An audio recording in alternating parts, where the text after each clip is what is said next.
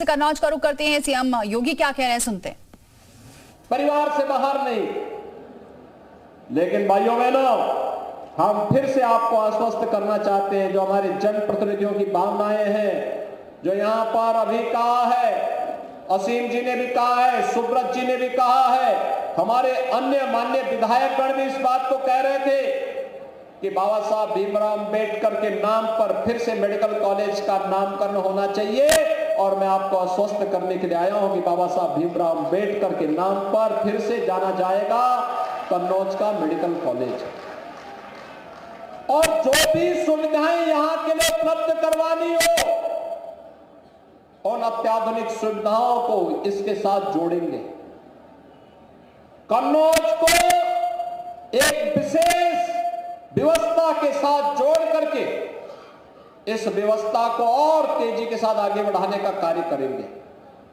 आपने देखा होगा, यहां पर आज अपने स्वर्गीय पिता की स्मृतियों को जीवंत बनाए रखने के लिए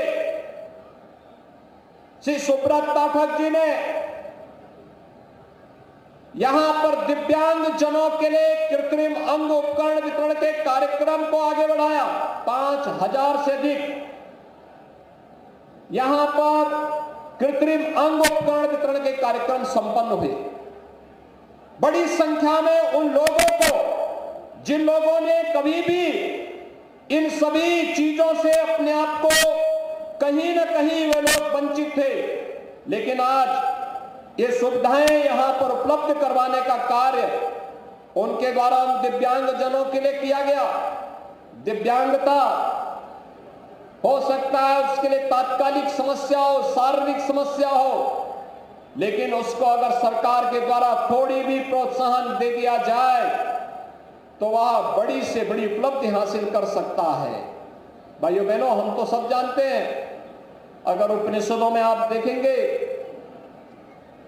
तो अनेक ऐसे उदाहरण आपको मिलेंगे जहां पर शारीरिक दिव्यांगता को लोगों ने, उन ऋषियों ने नकारते हुए अपने दिव्य ज्ञान से पूरे समाज को आलोकित किया है। और मध्यकाल में ब्रजभूमि में सूरदास जैसे ऐसे यशस्वी कवि हुए हैं जिन्होंने अपनी रचनाओं को समाज का मार्गदर्शन किया है। आज भी दुनिया के अंदर आप देखते होंगे, या प्रदेश में भी आप देखते होंगे, चित्रकूट में जगत गुरु रामभद्राचार्य जी हैं, दिव्य चक्षु हैं, लेकिन जब वे कथा का वाचन करते हैं तो जिनके पास भौतिक चक्षु हैं वह भी उनके सामने फेल होते हुए दिखाई देते हैं। भाइयों बहनों, दिव्यांगता को अभिशाप मानने की बजाय उनको संबल दे जाने की आवश्यकता है। संबल के साथ अगर हम खड़े होते हैं तो यह कार्यक्रम मजबूती के साथ आगे बढ़ सकता है और ऐसे हजारों लोगों के लिए जीवन देना, डबल इंजन सरकार की योजनाओं के साथ उन्हें जोड़ना। अगर किसी निराश्रित महिला को निराश्रित महिला पेंशन मिल जाती है, किसी निराश्रित बुजुर्ग को वृद्धावस्था पेंशन का लाभ मिल जाता है, अगर किसी दिव्यांगजन को दिव्यांगजन पेंशन के साथ हम जोड़ देते हैं, किसी कुष्ठ रोगी को कुष्ठ व कुष्ठावस्था पेंशन के साथ जोड़ देते हैं, किसी जरूरतमंद को प्रधानमंत्री आवास योजना या मुख्यमंत्री आवास योजना के साथ जोड़ देते हैं, योजना सरकार की है, माध्यम आप बन रहे हैं, तो स्वाभाविक रूप से पुण्य के भागीदार भी आप बनेंगे, क्योंकि आपने उस व्यक्ति को राह दिखाई है कि इसके माध्यम से इस योजना का लाभ लिया जा सकता है।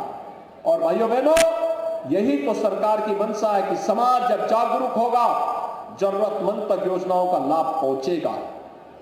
आज केंद्र और राज्य की सरकार इसी दिशा में प्रयास कर रही है, इसी कार्यक्रम को आगे बढ़ा रही है, और ये योग्य पिता का योग्य पुत्र अपने उसी दायित्व का निर्वहन करते हुए इस कार्यक्रम को आगे बढ़ाया है। पिता की 5वीं पुण्यतिथि पुत्र के लिए भावुक क्षण भी है, लेकिन साथ साथ जन सेवा का एक व्रत है, एक संकल्प है उस संकल्प को आगे बढ़ाने का एक अवसर भी है। और उन्होंने उस अवसर को हाथों हाथ लेकर के, क्योंकि पुत्र जो कुछ भी प्राप्त करता है माता पिता की साधना से, उनके पुरुषार्थ से उन्हें प्राप्त होता है। और माता पिता के द्वारा जो संकल्प लिया गया, जो परिश्रम किया गया, जो पुरुषार्थ किया गया, जो साधना की गई, उस साधना की परिणति होती है कि पुत्र को एक रास्ता दिखता है, आगे बढ़ने के लिए प्रेरणा प्राप्त होती है। और उसी प्रेरणा के पुंज के रूप में उन्होंने अपने पिता को केंद्र में रख करके जिस कार्यक्रम को आगे बढ़ाया, आज सार्थक होता हुआ दिखाई दिया। और उसी सार्थकता को आगे बढ़ाने के लिए आज हम सबको यहां पर 5वीं पुण्यतिथि के अवसर पर यहां पर आने का अवसर प्राप्त हुआ है। मैं इस अवसर पर स्वर्गीय ओम प्रकाश पाठक जी को विनम्र श्रद्धांजलि अर्पित करता हूं। भाइयों बहनों, यहां पर स्टेडियम की मांग भी की गई और मैं तो चाहूंगा, हम तो हर जनपद में एक स्टेडियम देना चाहते हैं, हर विकास खंड स्तर पर मिनी स्टेडियम देना चाहते हैं, हर गांव में खेल का मैदान देना चाहते हैं, हर ब्लॉक स्तर पर यूपी खेलो सेंटर की स्थापना और कोच की नियुक्ति करना चाहते हैं, जिससे प्रधानमंत्री जी के खेलो इंडिया खेलो के अभियान में अपने युवा खिलाड़ियों को हम खेल के प्रति जागरूक बना करके भारत को दुनिया के अंदर एक बार फिर से अपने युवा खिलाड़ियों के माध्यम से भारत की शक्ति और सामर्थ्य का परिचय दुनिया के अंदर दिलवा सके। और उत्तर प्रदेश के अंदर इस प्रकार की व्यवस्था को हम आगे बढ़ाने का कार्य करेंगे। भाइयों बहनों, कन्नौज में भी ये व्यवस्था हम लोग लागू करेंगे और मैं चाहूंगा जितनी जल्दी हो सके अपना प्रस्ताव भेजिए, सरकार इसमें पूरा सहयोग करेगी, कन्नौज के लिए भी सहयोग करेगी, अन्य जनपदों के लिए भी सहयोग करेगी।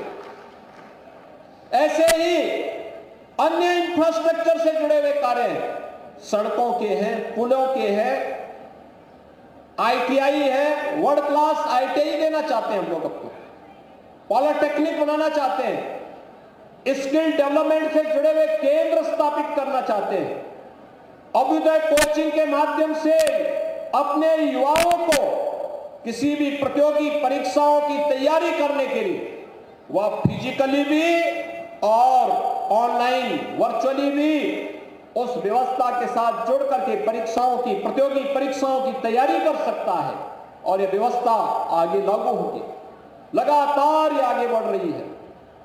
ऐसे ही अटल आवासीय विद्यालय की तर्ज पर हर जनपद में एक एक विद्यालय हम लोग खोलने जा रहे हैं।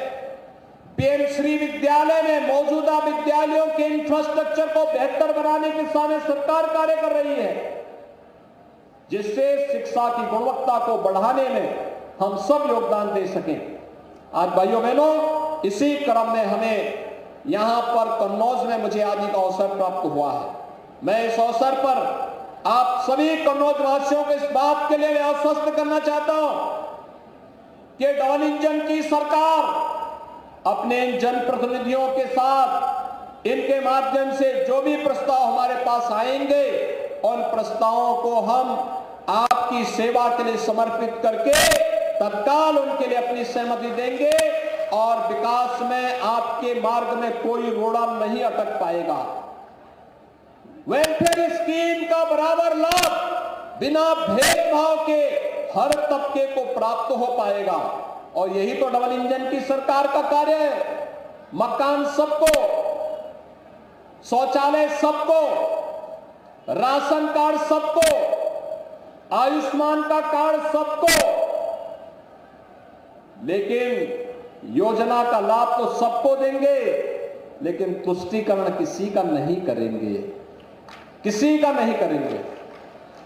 मजबूती के साथ राष्ट्रवाद के इस अभियान को आगे बढ़ाने का कार्य करेंगे। ये विकास की योजनाएं हो, आस्था का सम्मान हो, या फिर विरासत को आगे बढ़ाने का क्रम, ये निरंतर आगे बढ़ता रहेगा। मैं आज के इस अवसर पर जब स्वर्गीय श्री ओम प्रकाश पाठक जी की 5वीं पुण्यतिथि के कार्यक्रम में हमें यहां आने का अवसर प्राप्त हुआ है, स्वर्गीय ओम प्रकाश पाठक जी को स्वर्गीय बनवारी लाल दोहरे जी को मैं एक बार फिर से विनम्र श्रद्धांजलि अर्पित करते हुए आप सभी कन्नौज वासियों को आगामी लोकसभा चुनाव के लिए अभी से प्राणपण से जुटने का आह्वान करता हूं और अपने जुझारू सांसद को मजबूती के साथ उनके साथ कदम से कदम मिलाकर के चलने का भी आह्वान आपसे करता हूं। उन्होंने संघर्ष किया है, वे संघर्ष करेंगे, कोई चिंता की आवश्यकता नहीं। विकास की जिम्मेदारी हमारे ऊपर छोड़ दीजिए। विकास और वेलफेयर स्कीम से कोई वंचित नहीं रह पाएगा। इस विश्वास के साथ मैं आज के इस अवसर पर आप सभी के प्रति अपनी शुभकामनाएं देता हूं और चुनाव के पहले अयोध्या में रामलला का दर्शन करने का आह्वान भी आप सबसे करता हूं कि अयोध्या में जरूर आइए, रामलला का दर्शन उससे पहले करके ऊर्जा से भर जाइए। आप सब मेरे साथ बोलेंगे, भारत माता की, भारत माता की, भारत माता की जय श्री राम, जय जय श्री राम। बहुत बहुत धन्यवाद। एक बार जोरदार। आप कन्नौज से सीएम योगी जनसभा को संबोधित कर रहे थे। कई करोड़ों की परियोजनाओं की सौगात भी उन्होंने दी है और सरकार किस तरह से काम कर रही है इसका भी वो जिक्र कर रहे थे।